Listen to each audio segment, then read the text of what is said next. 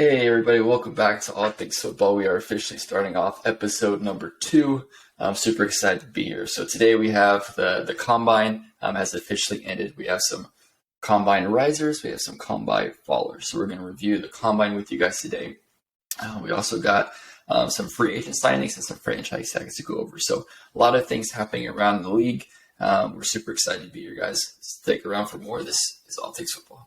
Holmes gets a block from Hendrickson in the backfield. 15, 10, 5, juking right, touchdown! All right, also want to give just a brief explanation about video number 1, episode number 1. In our eagerness and excitement to create this podcast and this channel, we did not get everything together as we should have to start off.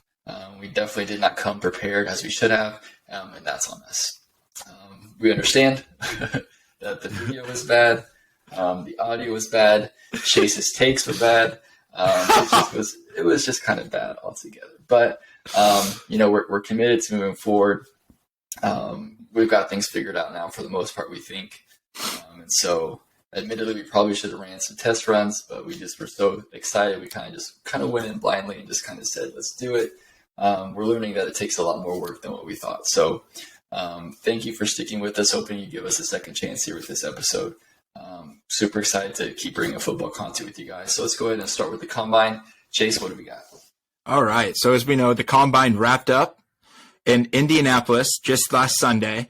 And there's a lot of talk about the Combine this year. 2 players got hurt. Dan Campbell mentioning that he views people in pads. He doesn't care what they do in pajamas. So the question really is it worth it? What does it mean? Does the NFL still need to have a Combine?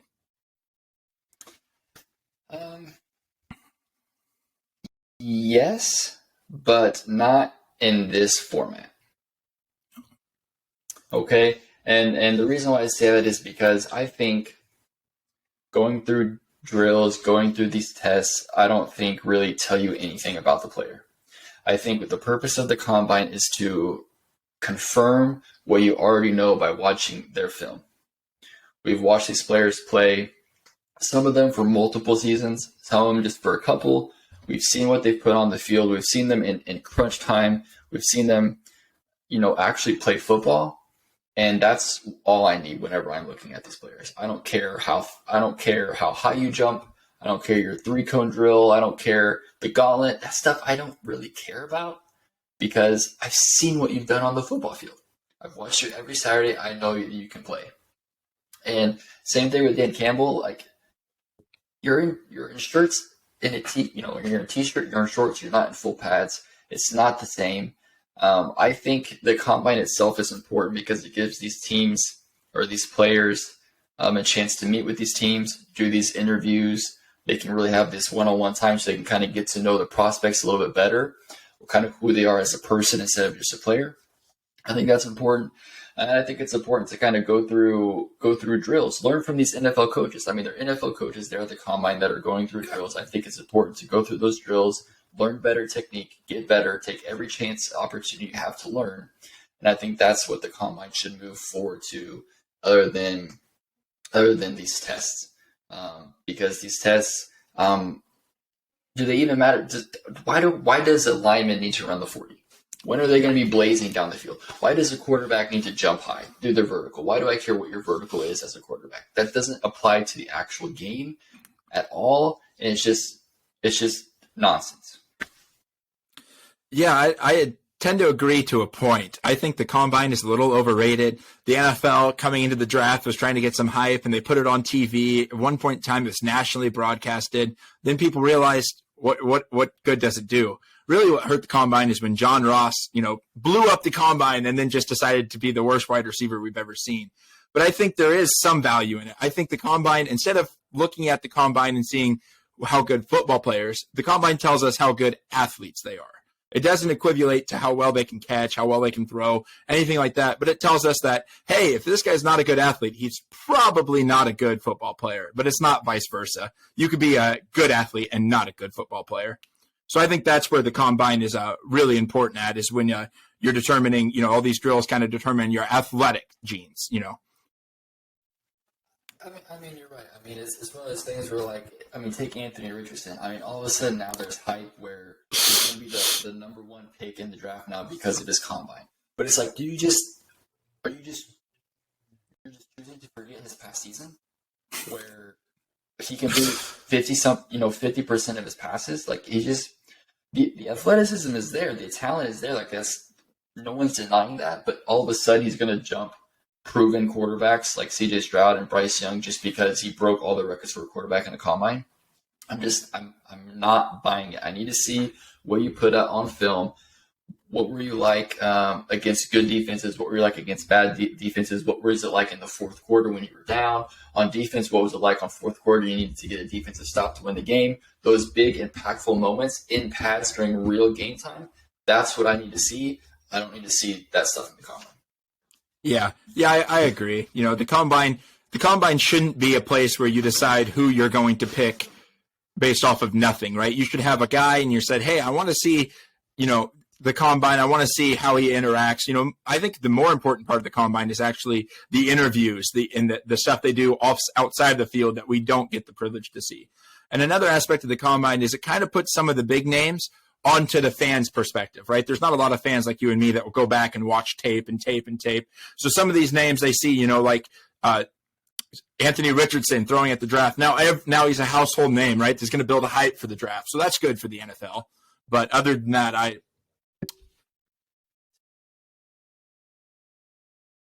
So don't even get me started on the throwing portion of quarterbacks. That is the single most pointless thing I've ever seen in my life. You mean to tell me that with no defense, there's no pressure, there's none of that, they just drop back and throw, that they're not going to be able to hit 9 out of 10 throws? And like, it's scripted, and it's just, you go out and throw, like good on you, dude. Like, no, you know, this, I don't mean this as a shot at the players. They went out and did what they're supposed to do. Okay. Yeah. They went out and they did what they're supposed to do. Fantastic. That's good. But it's just like when they sit back and throw and it's like, ooh, it's like congratulations. You can throw a ball. That's your job as a quarterback, is throwing a ball. So I would be worried. I would be worried if you could not throw the ball like that and still be in the combine. Like, that would concern me. But I saw plenty of quarterbacks do the same thing. I saw Aiden O'Connell from Purdue do the same thing as Anthony Richardson throwing the ball. I saw the quarterback out of Houston, Tune, do the same thing. I saw even Stetson Bennett was throwing the rock pretty well, and I'm not even the biggest fan of his. So to me, when it's just the NFL is intentionally hyping certain players, like you said, because it is about views. It is about how many people are watching, how many people are going to tune in. So they do have to hype it out, and to me, it just drives me bonkers, because they just forget about the actual football season when these people were actually playing to run around in shorts and a t-shirt and chuck a ball without any real opposition. Yeah. The throwing portion is kind of crazy. I do like to see, when they just hold the ball for 30 seconds and let the wide receiver get down there and just sail it, 60, 70 yards like Will Levis and C.J. Stroud did. That's fun to watch, but it doesn't mean anything. You're never going to have, 10 seconds in the pocket in the NFL. But going off of that, there is some people that rise and fall based on the expectations from the combine. Not really how good of a player they're going to be, but, the risers and fallers are based off of kind of how you expected them to do at the combine, and if they hit that or if they miss that. So I'll throw it back to you, Garrett, and let you talk about some of your risers first, and then we'll go back and forth on them. Yeah, so I'll talk about risers. I do want to mention one more thing about the combine, and that's, I actually think the Senior Bowl is actually more beneficial than the combine is, because they're actually in pads throughout that whole process. They're practicing in pads, they're playing in pads, they're working out in pads, they're doing drills in pads. A lot of the same stuff they're doing in the combine, a lot more physical and in pads. And I know a lot of scouts and GMs will actually look at the combine and then go watch those players in the Senior Bowl to see how it actually translates with pads. So I think that the Senior Bowl is a lot more beneficial. Obviously, you can't have everybody in the combine go to the Senior Bowl, because that would just be too much. But that's a lot more beneficial to my mind than the combine. I agree. Yeah, and this year I think I heard that there was 4 teams that didn't even send their coaches to the combine, Packers being included in that, when all of them was at the Senior Bowl. And how big of a mess up did Stetson Bennett make, opting out of that Senior Bowl and then woof. Yeah, and then this whole arrest. Yeah. Anyway. Yeah. A lot of tough decisions that these players have to make when they're outside of college, and some of them don't choose right. But let's go ahead and get to the winners. So my first winner, the guy I like the most, is Darnell Washington. Okay. So, I mean, his measurements came in. This dude is just a monster. 6'7", 264. The way that he can move, the way that he can get up in the air and catch the ball. Obviously, he had that, probably like the biggest catch of the combine, that crazy catch, even though technically it wouldn't have counted on a Sunday. But he was still able to got up and showed his athleticism, saying, I'm able to make these types of plays. So that was fantastic. But what really stuck out to me was him on the sled. So I don't know if you saw that video of him on the sled comparing him to other tight ends. And he moved that thing like it was nothing. And then all these other tight ends are struggling to move the sled. He just picked it up and just scooted it over like it was nothing. And so to me, that said, I'm thinking, man, you're getting a guy, you're getting a beast, you're getting somebody that is the tight end position is a lot more of a receiver position nowadays than it is blocking. But with him, he proved that he's somebody that can catch the ball. He's athletic enough to catch the ball, but even a bigger monster on the line. So you can line up in 12 personnel and really go at their throats with these multiple tight end looks, because you have somebody that can block well and you have somebody that can catch well. And I think, unfortunately for him, so this comment was important for him because, unfortunately, he wasn't even the best tight end on his team.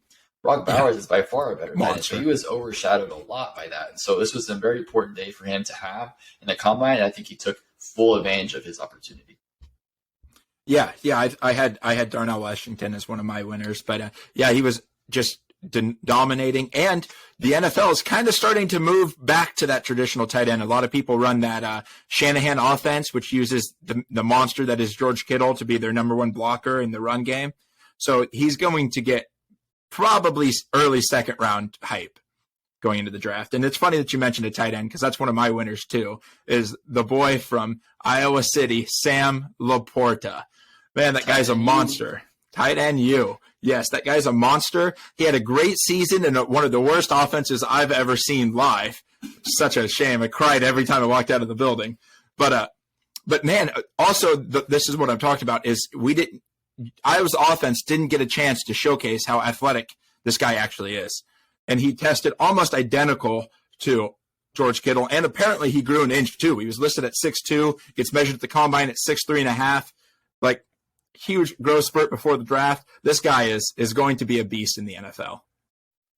Yeah, no, I mean, I'm pretty sure the defense scored more points than the offense did this year. So very, very tough to put on good tape and good film whenever you're in an offense like that. So yeah, so I agree. And so I think, this tight end class is very, very deep. It'll be interesting to see where that run starts to go, who kind of gets picked up over the top. So very curious to see. But let's go to the defensive side of the ball. Another one of my combine risers was Nolan Smith. Now, for me, it wasn't just about his 40 time. I know when he came out with that 40 time, that was probably when a lot of heads kind of turned and was like, oh, man, Nolan Smith, this dude he can run. This dude is athletic. And for me, I was like, okay, that's cool. You can run fast. But for me, what I helped the most about was, so this was something that he had to do because he was injured during the season. So he wasn't able to finish off the season. So another super important time for him because not a lot of tape on him, right? And so testing well is very good on for him. But what stuck out to me the most was him in his interviews. So in his interviews with the media, of how emotional he got when talking about that situation that happened with the team, with that player that was injured in the car wreck, how emotional he got. I think that goes a long way for me as looking at a teammate in the locker room, like what kind of guy you are and who I want to associate myself with. The fact that you have that bond with your teammates, you care that much about your teammates. And then also, you saw the video of his teammates who were at the Georgia facility watching him live run the combine, and they were freaking out and so excited. That's somebody that I want on my team. Somebody that is able to have those relationships with his teammates where they become like a family. And so for me, his combine measurements and testing was great. But having that actual having those interviews and seeing those interactions with his teammates and stuff like that, to me, that stood out more about a guy that, man, I would like to play with that guy. Yeah. Yeah. Nolan Smith, I thought the combine would be huge for him. One, because he didn't have that season to finish off, and he wasn't really a necessarily starter when he did start. He had to wait a while to get that opportunity as the number one recruit coming out of high school. Something that's a little, that he also did well is he came in small. Nolan Smith, 238. That's going to be the smallest outside linebacker edge that the NFL's ever seen. So he had to test off the charts to do that. So that's that. It's good. I'm happy for him. I think he probably gets first round views now. I've seen a mock taking him as early as 8th to the Falcons. So who knows with that kid? But we'll stay on the defensive side and stay in Iowa City for my highest draft riser is Jack Campbell. This guy, as you watch on the tape, his name's cheered throughout the Kinnick Stadium. His name's always on the loudspeaker. Captain Jack. They got shirts around Iowa City. I think his jersey was the one that you've seen the most, believe it or not. Instead of the quarterback. But but we just thought this guy'd be a slow kind of tackling linebacker, kind of like the starting middle linebacker for the Broncos, Josie Jewell. And this guy comes out, he shows that, his 3 drills shows he's agile, can change a direction, could potentially cover sideline to sideline. So it's good to see that this guy could actually be a starting 3-down middle linebacker in the NFL. Jack Campbell, I really like Jack Campbell. I mean, if I'm being honest, I love all of Iowa's defense. It's honestly hard to go wrong there. Yes. If I'm being honest, that defense carried them all year, so it's no surprise that they're going to have NFL caliber players. Yeah. Going back in the trenches to the offensive side of the ball, someone that I've been high on for a while now that I think everyone else is now going to be high on because of the combine. I'm going to go with Blake Freeland, the tackle out of BYU. The dude's a monster. He's 6'7". The dude's a walking skyscraper. But he's like slim too. Like, if you can believe it, he's not like one of those filled out guys. So I think that was one of those things that was he was kind of dinged on, was just because, yes, he's big, tall wise, but not big wise, width wise. And so that was something when you're looking for a bookend left tackle, somebody to kind of be there, you're looking for someone kind of a bit bigger. So I think him being able to test that way, show how athletic he is, that he's be able to move quickly like that, is super important for a tackle, and I think super important for him. And when you get into an NFL team, you're going to have nutritionists, you're going to have an NFL weight room, you're going to have a lot of stuff to help you really bulk up and kind of build out your frame and be better at that position that wise. And so I think that's going to be something that's going to benefit him. I don't see him as coming in and starting right away. I think he'll be a quality backup for about 2 to 3 years until he can really bulk up and really fill out completely. And once he does that, then I think he's going to be a monster left tackle for whoever the team is that drafts him. Yeah, Freeman, sorry. He had an amazing combine. First combine score out of athletes for the offensive line, 88 overall athlete score, just monster combine. But I'm going to go to the guy that we've already talked about in our intro to the combine. I'm going to go my QB1, Anthony Richardson. And let me break this down for you, Garrett, because I think the combine kind of changed the narrative. I think the narrative was this guy was Josh Allen kind of coming out, right, needing that year, kind of Pat Mahomes-like, right, turnover. But I don't think after watching the combine, and it's not just about his vertical or his 40 time, right, he's a fast guy. I think that we're looking at the new version of Justin Fields, right? Justin Fields can come in and he doesn't have the arm right now, but he can come in and he can win you games based off of what he can do outside the pocket, based off of his athleticism as a whole. I think that's what you're getting in Anthony Richardson. I'd say that I would start him day one and just let him figure out his arm as you make plays on the ground. I think you pair him up with someone like Derrick Henry in Tennessee, and I think they win that division. And I'm high on the Jaguars right now, but man, Anthony Richardson, I think potentially could be the only guy in this draft class that in 3 to 4 years is challenging that throne for QB2, because Mahomes has it for now, for the foreseeable future. But I think QB2 in 2 or 3 years, Anthony Richardson. This is why I hate the combine. This is why. This is why I hate the combine, because you can just forget everything you've seen, and then all of a sudden, dude can run, dude can jump, and he's going to be the QB1. Now, I can understand the athletic, the physical aspect about it. When he plays well, he plays phenomenal. There's no doubt about it.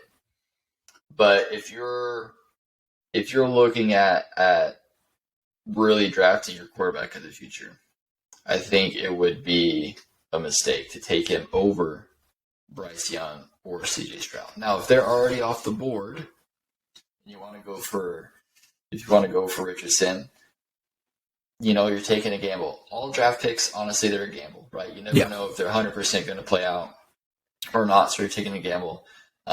We call teams will reach sometimes because they'll take somebody before, and somebody's going to go up and reach for him. Yeah. But I don't see anybody making a trade to go up and to pick one or two to draft him as QB1 overall. I agree. And I think one thing is watching him on tape, right? He's got accuracy problems. He went I think he had a great game against Utah week 1, looked like he could run away with the Heisman, then went 3 weeks without throwing a touchdown, right? Had a true accuracy score of 20 something against the weak Kentucky defense.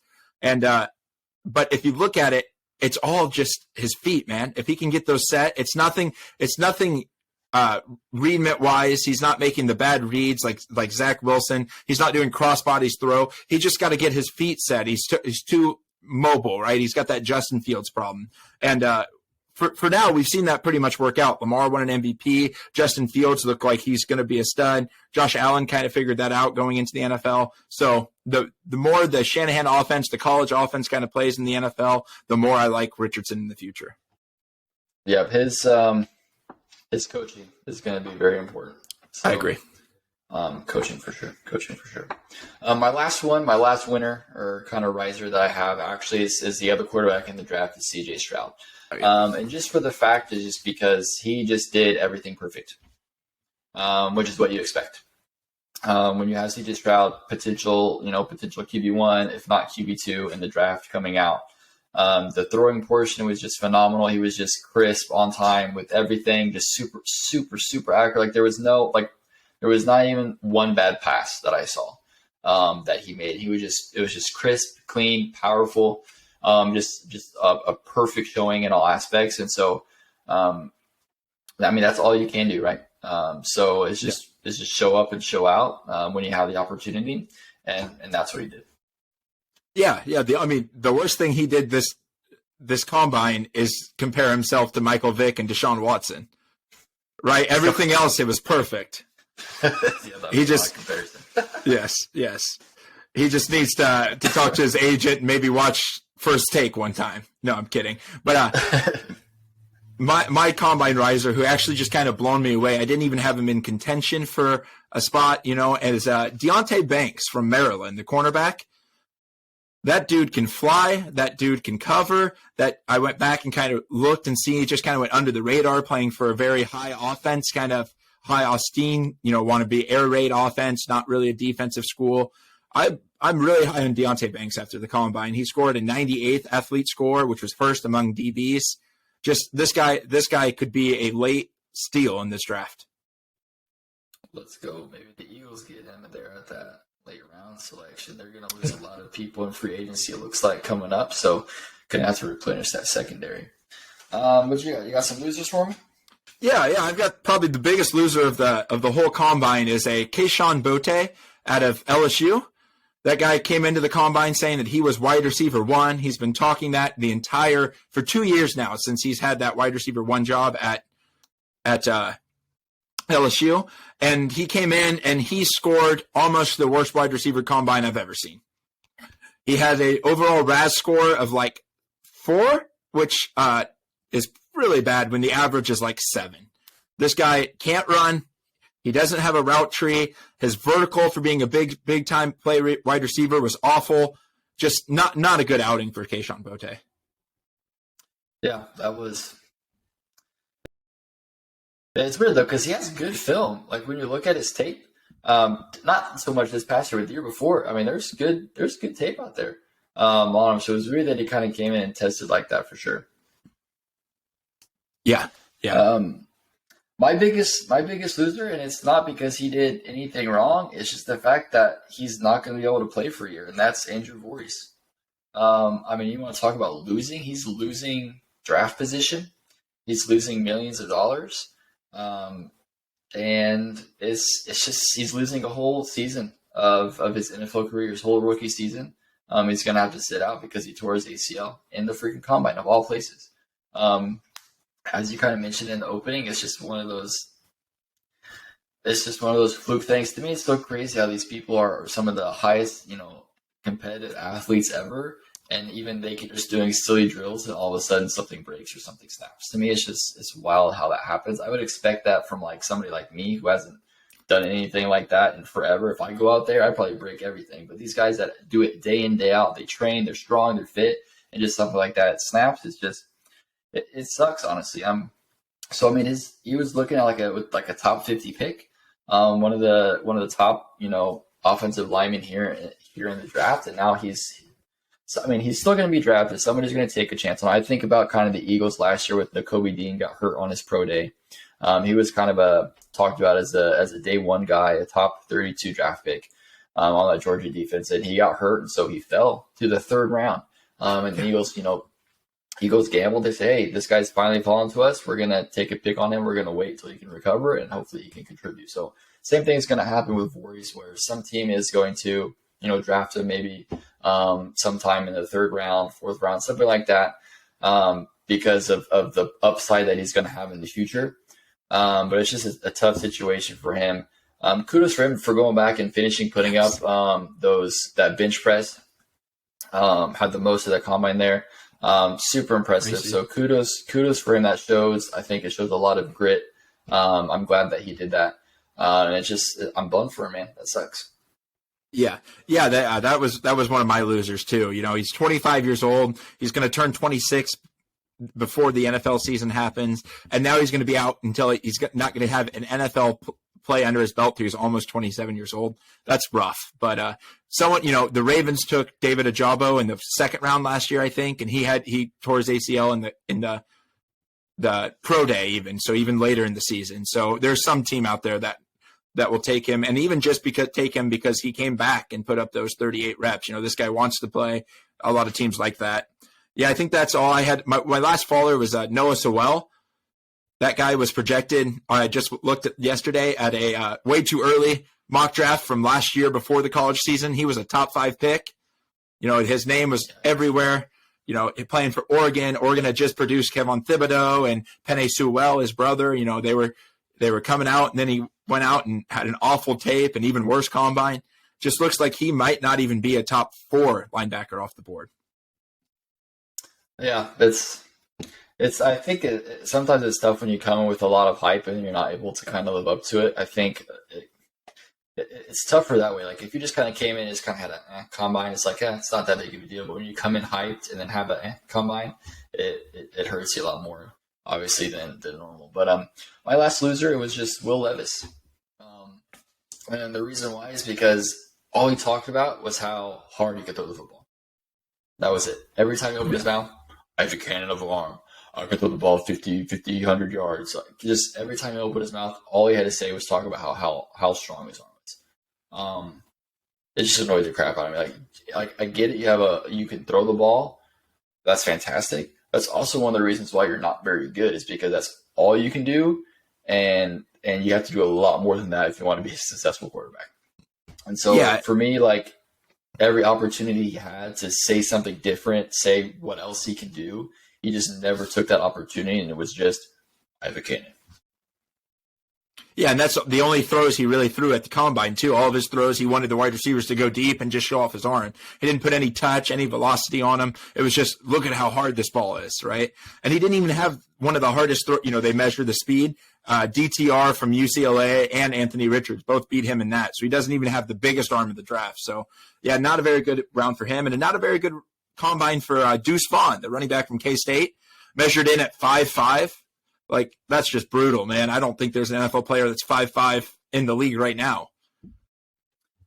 I mean, it's tough when you're that small. When you look at people like Darren Sproles, that's kind of who he's been compared to. Obviously, because he went to the same university, so it's that kind of connection is there. I really liked. I mean, I like watching him throughout the season. I think there's definitely potential there. But just being that small, just playing in the league, it's just you wonder how long that he's going to be able to keep that up. But I like the guy, a great player. I'm definitely rooting for him. Yeah, absolutely, absolutely.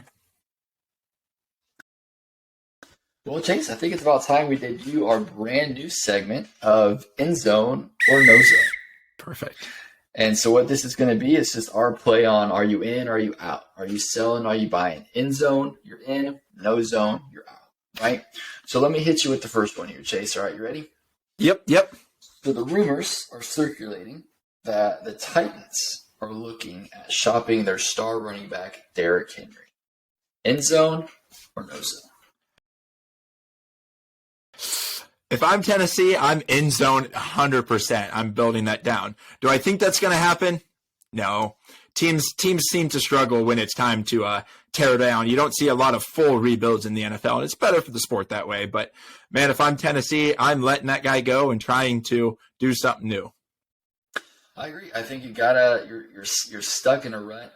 You gotta get, it's tough to let go of your only good player on offense, especially when they got rid of A.J. Brown and they saw how that affected them. Completely different team. And so it's hard to let those players go, but I think at this point you just have to do it. You just got to rip the Band-Aid off and you do it. So I'm in zone on that. I think they got to do it. Another fun one here. So we're going to the XFL. That's right. Here on All Things Football, we do all of football, XFL included. And so the XFL has a unique extra point system. There's 3 options for extra points. No kicking. You do not kick an extra point. So you can go for 1 from the 2-yard line. You can go for 2 from the 5, or you can go from 3 from the 10. End zone or no zone? I'm end zone all the way, baby. Get those kickers out of there. I want to see the stars on the field. How many times has Green Bay lost a playoff game because our kicker just can't do it, right? We've missed a kick that we should have been playing the Chiefs in the Super Bowl in that 21 season where Tampa Tom won. Man, I've been burnt too many times by special teams. Get them out of there. Let's see those 3-point plays, baby. I'm all for that. I could not even be more in the end zone than I am on that. Kickers, freaking hate kickers. Get rid of the kickers. It's so dumb. And just play straight offense the whole entire time. Absolutely. Offense the whole entire time. I love it. All right. So let's do another one. So reuniting quarterbacks with their college wide receivers. End zone or no zone? All right, I'm a little hurt because Devontae left Green Bay, so I'm no zone. I don't think it matters. Team chemistry, players can't become team chemistry as they go along, right? It doesn't matter. It's a fun little story for the NFL prop writers or the TV script guys. They can talk about it, but you take away Jamar and add Justin Jefferson. I guess they were teammates anyway. But take away Jamar and add A.J. Brown or Jalen Waddle, any other great receiver, and that Bengals team is just as good. It's not because Jamar went to LSU with Joe Burrow. It's just two good players reuniting. I agree. I'm agree. No zone as well. I think if you're a good quarterback and you're a good wide receiver, you're going to make it work regardless if you play college ball together. I don't think it matters at all. And honestly, I was so tired of hearing every freaking Raiders game. It was these two played in college together, and it's like, okay, we get it. I don't really care. No zone for sure. Okay, and then we got 2 more here. So let's do this other one. So, retiring jersey numbers. End zone or no zone? You believe it or not, I am end zone. I like it. Show respect to those players. I hope number 12 hangs in the banner. Once it gets crazy, maybe I understand not everyone needs it. Like, you can't just retire a player because he's a fan favorite. But if he's a legendary, like Tom Brady, no one in New England should be wearing a number 12 or, But I understand over the years, there's probably some numbers retired that players that I haven't even heard of. But I like it. Show their respect. They're greats. See, I'm the opposite. I'm a no zone. I think it's stupid. Like, you want to put the player in the Ring of Honor. You want to put it in your team Hall of Fame or whatever. But the jersey number, let somebody else put a jersey number. Especially because like Joe Namath comes out and says, "Hey, if Aaron Rodgers comes to the Jets, I'll unretire my jersey number so he can have it." Like you shouldn't retire that in the beginning. Like, dude, we get you were great for that team, obviously, and they respect you. But to go retire your jersey so that nobody else can wear it, no zone. I wonder if you add a time limit to that. If you retire it for 20 years, and in 20 years that number's back on, that would be something. Because like when we got rid of Jordy Nelson and Clay Matthews, that next draft class we gave 52 and 87 right away, just like that to those players, and it kind of upset some Packer fans on Twitter. Of course, they're always upset, but. So I wonder if you could retire them to honor them, but also not keep it retired. Like Joe Namath has nothing to do with the game right now. His jersey should be worn. I understand that. Yeah. It's the same thing with the Chiefs. When Isaiah Pacheco came in, he grabbed that number 10 from Tyreek, and he just went on just fine. So it's just a number. What matters is the player, not the number. Yeah, I agree. But let's hit this last one here. This is just a fun one. This is a fun one. Travis Kelce hosting Saturday Night Live. End zone or no zone? I'm end zone, baby. That was fun. I enjoy seeing the players act like people. They're not just out there playing, they're not Madden players. They are actual people. Listen to his podcast, New Heights. It was crazy. He talked about it today. It was a fun experience. That American Girl sketch was just laughable, funny. Jason got in on it with him. His monologue was great. I like it. Let him have a life. So Travis Kelce, I'm in zone as well. Travis Kelce I'm in zone on Travis Kelce doing it. I'm no zone on actual Saturday Night Live. But Travis Kelce, he was hilarious. He's just hilarious. Both him and Jason, their personalities are just fantabulous, and Travis Kelce as well. His monologue was hilarious. It was like, what was it? It was like if you get kicked off the team and smoke weed, you too can win 2 Super Bowls. That was hilarious. That was hilarious. And I love how he's always, they're including his family and things. So Jason got in on some skits and things like that. And you had some of the Chiefs players, Creed Humphrey got in on it. Yeah. And so just like that, he does like that. He was funny. I didn't really find any of the skits themselves actually funny, but he was good in the skits. Yeah, I agree. So I think he's going to have, once he's officially done playing in the league, he's going to have a huge market of things like that, of TV appearances, TV shows, different things like that, where he's just acting like a goofball because that's who he is, and he embraces it, he leans into it, and that's what makes him great. Yeah. Amazon, give us Thursday night Kelce vision. I would so watch that. Give them both. Give me Kelce and Jason doing it. Yes. I would so buy into that. Set it up, Amazon. Jeff Bezos. I would never watch a normal Amazon game again if those. No. They'll make Thursday Night Football watchable. Absolutely. Well, that wraps up our first segment of In Zone or No Zone. What'd you think?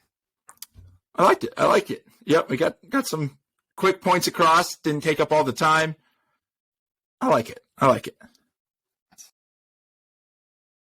Good, that's good. I like it. So I think we have some franchise tags we want to get into. Hit us with the news. Okay, so there were 6 players hit with the franchise tag. We'll save the most important one for last because it's kind of a bigger deal. But we got Washington franchise tagging early, one of the best players, actually PFF's number 1 player on the free agent market, Daron Payne, who had a breakout year. We have Barkley for the Giants getting a franchise tag because Daniel Jones liked to sign that nice contract. We have Jacobs in his career year getting a franchise tag. Pollard for the Cowboys, Ingram for the Jags, and then the special one at the end we'll talk about. I think I love the franchise tag. I think it's great use for running backs because I don't want to pay them running backs, but they still might have a year left. I think Ingram's franchise tag, I don't see him playing on that. I think he'll get a contract done. And Washington will probably just do the Kirk Cousins and franchise tag everyone until the end of time. What's your opinion on franchise tag? No, I think the franchise tag is great. I get why players don't like to play on their franchise tag. Yeah. There's not any. There's no future to it. It's just a 1-year deal. But it worked out for Kirk Cousins. It's worked out for other players as well. But I think, and obviously, right. So just because they get franchise tag, right, it's important to know it doesn't mean they have to play on their franchise tag. They could still get a deal done moving forward. But I think the franchise tag is good for a team to be able to apply it to somebody that they're not entirely sure they want to assign to a new contract. They don't want to invest that much in it, but they still want them on the team for at least another year to see if they really want to provide that contract to that long-term extension.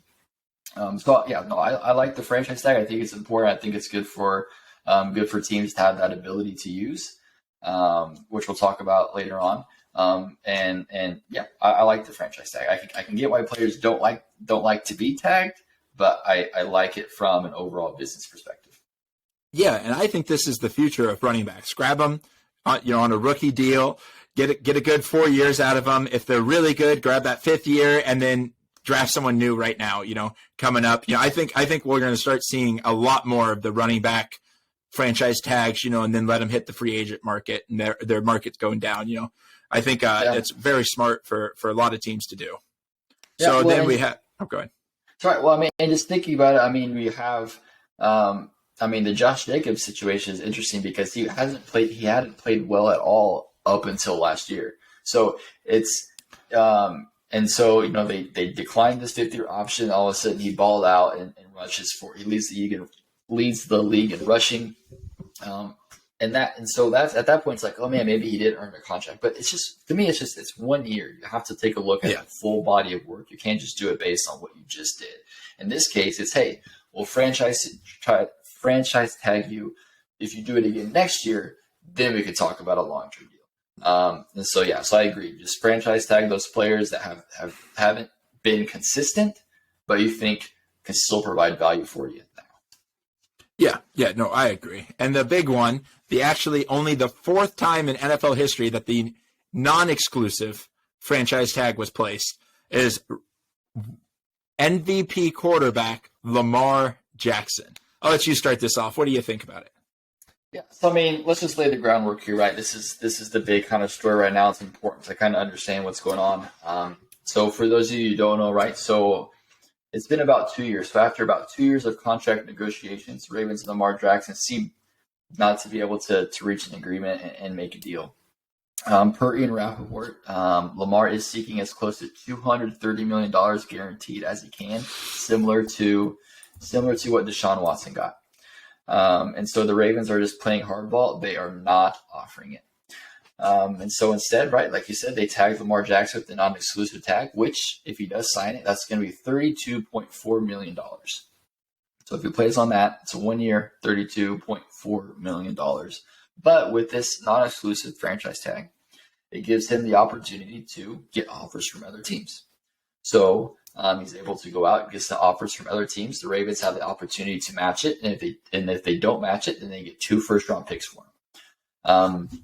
Interesting as well, though, is immediately after the tag was placed and reported, many of the quarterback-needy teams, talking Atlanta, Carolina, Las Vegas, immediately came out and said they would not be pursuing Lamar. So many are saying this is fishy. The word collusion is being used, and a potential investigation by the NFLPA is likely. So we're setting the stage here. Yes. Okay, that's kind of what happened. I gotta get into this, okay, because all that stuff is horse crap. There's a lot of, you see past players, current players, things like that are coming after the Ravens saying, or any of these quarterback needy teams, and saying, you're not going to pay an MVP quarterback all this different money, but you're going to go after Deshaun Watson and offer Deshaun Watson money. It's not about the player. It's about the amount of money the player wants. If Lamar Jackson just wanted $160 million guaranteed, the Ravens would do it. The Falcons would do it. The Panthers would do it. But instead, he wants $230 million guaranteed like Deshaun Watson. Okay, there's no collusion. It's because people are smart. It is not Lamar Jackson's fault. It is not the Ravens' fault that the Browns organization is stupid. Okay, there's a reason why the Ravens have been a staple in the league of a consistently run team every single year. They're a good team. They're in the playoff contention. And it's because they're run by smart people. They have a smart organization who does not do stupid decisions. And so they're not going to give that amount of money to Lamar Jackson because they are not stupid. Falcons, not stupid. Panthers, not stupid. All these other teams that do not want to offer him that fully guaranteed contract is because they are not stupid. Okay? There's no collusion going on. Has nothing to do with the player that Lamar Jackson is. It has to do with the fact that the Browns made a stupid decision, and the rest of the league is not going to follow suit with that decision. Yeah, I agree with that. It's 100% on the guaranteed money, right? The Ravens actually offered Lamar a contract similar money-wise to Deshaun's, but it had very, very little guaranteed, and he didn't want it. And the other thing is Lamar doesn't have an agent. Lamar is representing himself, right? He's trying to talk to these guys, representing himself, and they're like, you know what? You're not budging at all. You don't have an agent for us to negotiate with. You don't know the money aspect of this. We're going to tag you on this non-exclusive deal, which allows other teams to come out and do it. But the other teams know there's only a couple teams in the league that can even afford to do that down the future, right? I think that the Falcons are one of them, and maybe the Lions are the other one that can even afford to give that fully guaranteed and not be bankrupt. But it's just crazy. Other teams don't want to waste their time giving them a contract that the Ravens are just going to match. And a lot of it is just the Ravens are saying, hey, we can't hit your number. You're not being reasonable. Why don't you go out there and hear from other teams that you're not being reasonable, and then you can come back and talk to us. I think the Ravens are going to win this. I think Lamar will be a Raven. I don't think he plays for $32 million. I think he gets a little bit bigger contract, which he deserves. He's an MVP winner, but not fully guaranteed. That's baseball money, man. It's just and when you look down to it, he's a fantastic regular season player. One of top 5 win percentage in all of the league. Minimum of 50 starts. The dude knows how to win in the regular season. Guess where he doesn't know how to win? The playoffs. 1-3 in his career. So, maybe that's it. He has been injured. He's only played a total of 12 games in each of the last 2 seasons. 12 games the year before, 12 games last season. So he has been injured. So there's injury concerns. There is possible can you win games in the playoff concerns. I don't think the Ravens have those concerns. I think the Ravens have their guy. They want to pay him, but it's just that guarantee money. So we can say it's the playoff. We can say it's his injuries. We can say it's this and that. But honestly, when it comes down to it, it's just the amount of money that he is wanting guaranteed is just not financially responsible for any team who is serious about winning to offer. Yeah. You know what the best availability, or you know what the best ability in football is? Availability, baby. And Lamar has not been available since his MVP season. He's hurt. He takes hits. Rodgers talked to him in his MVP year saying, you're going to have to learn how to slide if you want a career. And he still really doesn't know that, And, it's not about Lamar at all. It could be anyone. It could be Aaron Rodgers for all we know. It's not about the player. It's about his contract and what the new precedent it sets for the league. They know they pay Lamar, then all of a sudden they're going to have to start paying everyone. And their league's not ready for that yet. Nope, not yet. So yeah, honestly, it comes down to the money, nothing to do with the player. He's going to be a Raven. They're going to work out a contract extension because he's going to see what he's worth himself.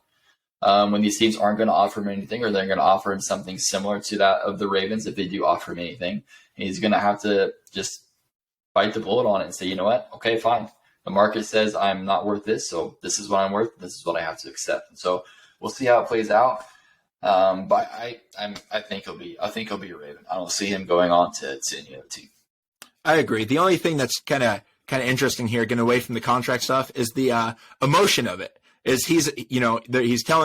Ravens told him, why don't you go test free agency yourself? Why don't you go and see what you're worth? And when he has to come back, crawling back, realizing that no team's going to give him what he believes he's worth, right? These Ravens are negotiating right with him and his mom, right? There's no agent to sugarcoat what the Ravens said. Do you think that that relation there is broken? Do you think this kind of hurt it? Do you think he can still be a Baltimore Raven even if they sign him? Yeah, I do. Okay. I think, at the end of the day, I think you have to you're a grown man. This is a business. Normally, you're not privy to some of this information when you're dealing with an agent. The agent is kind of there to shield that from you, but you're choosing to do it yourself, so you have to own it. So you have to accept what all of that entails, and it's being put in uncomfortable situations when people are talking to you about uncomfortable things. And I think if you're going to want to be successful in the league, and I think Lamar does, he's just going to have to suck it up. And I think there might be some kind of stuff maybe with like OTAs where, they're not mandatory, where he might sit out.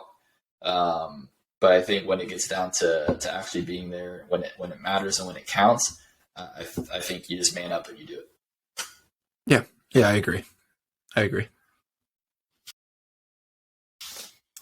Perfect. So we've talked about some franchise tags. Now let's talk about some free agents. We have our first segment of Free Agent Frenzy.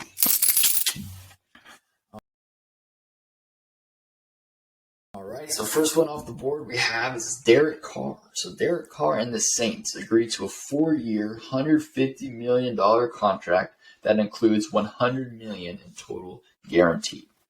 Your thoughts on Derek Carr to the Saints? I like it. Saints had to do something. They need to break it down. The Saints are notorious for never breaking it down, tearing it down, right? They just want to keep pushing money. They kept Drew Brees about 2 years longer than they needed him. Cam Jordan's on a deal where he's almost out of the league, and play wise according to what he's making. So they got Olave. They'll figure it out. And the best part is the Saints, Derek Carr could be the best quarterback in that division by a landslide. If the Bucs start, right now. Yeah, if the Bucs start Kyle Trask, but if the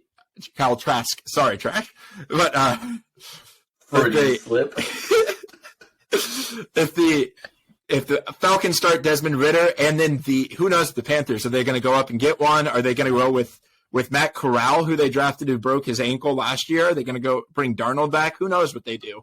But Derek Carr is definitely looking like he's going to be QB1 in the NFC South, and that's good enough for a potential not Super Bowl, potential playoff. Maybe a wild card win and then get smashed in the divisional round. So I don't really care what the Saints do. I think their coach isn't very good.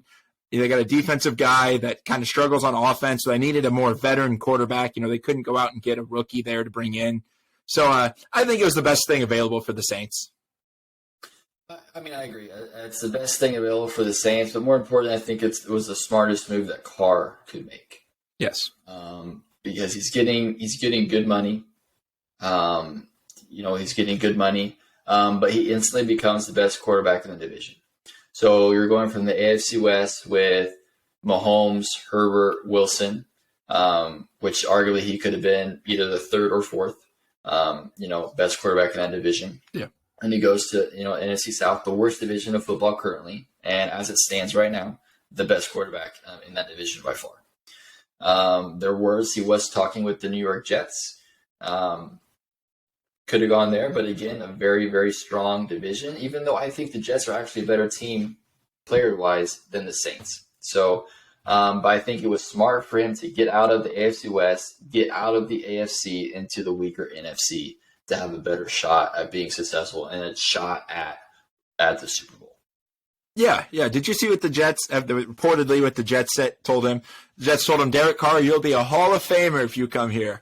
Wow. I mean, I think they were trying that pitch on Aaron Rodgers. They were trying to get up to that speed. That's a much easier pitch. But no, I think Derek did the right decision. I'm happy for him. Derek's a heck of a guy. How he took all that, last year, 2 football seasons ago, with all the dysfunction the Raiders had, and now he stood up there and answered every question, and just the man that he is. I've got a lot of respect for Derek Carr, and I'm hoping he does pretty good down in New Orleans.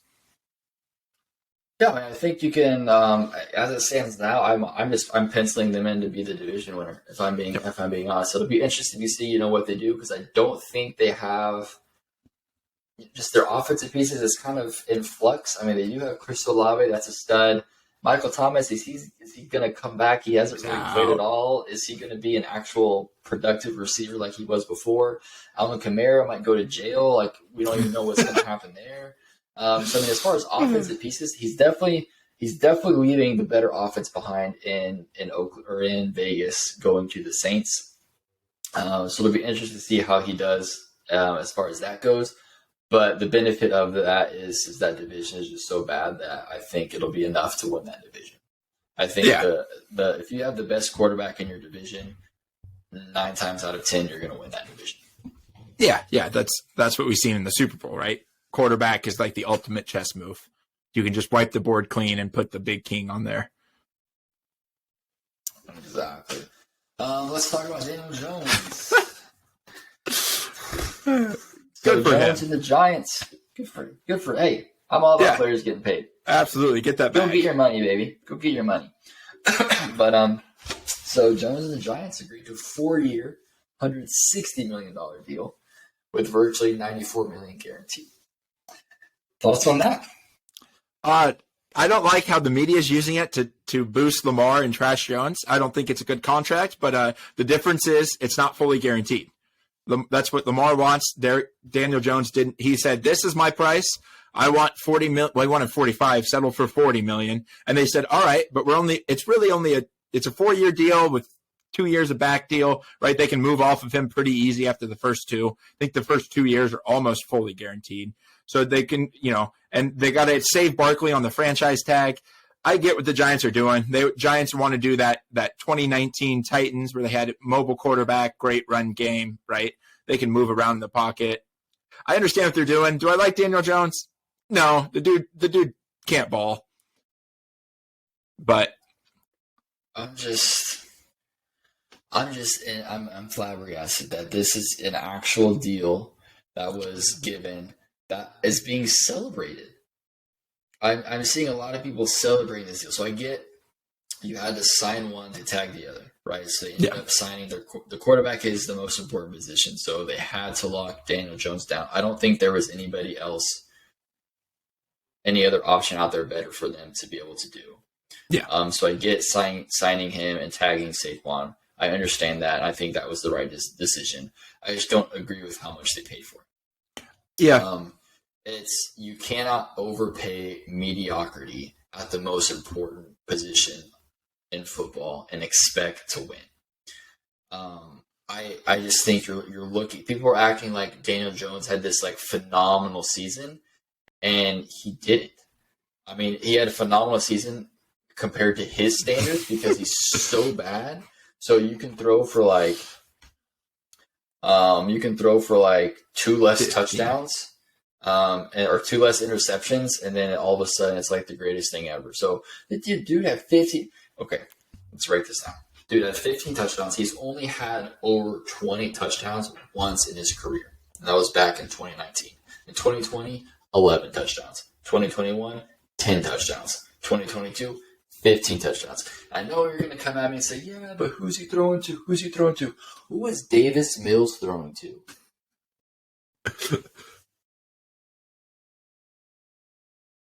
Who is Davis Mills throwing to, Chase? Name one receiver on that team. Brandon Cooks. Besides Brandon Cooks, because he barely played. Yeah, I mean, Nico Collins, but he's not good. Yeah, I mean, my point is saying you can't name a receiver off the Giants. Yeah. You can't name a receiver off the Texans either. And Davis Mills put up 17 touchdowns, but 2 more touchdowns than Daniel Jones did. So, I mean, the fact of saying that he had some stellar season that he earned this contract,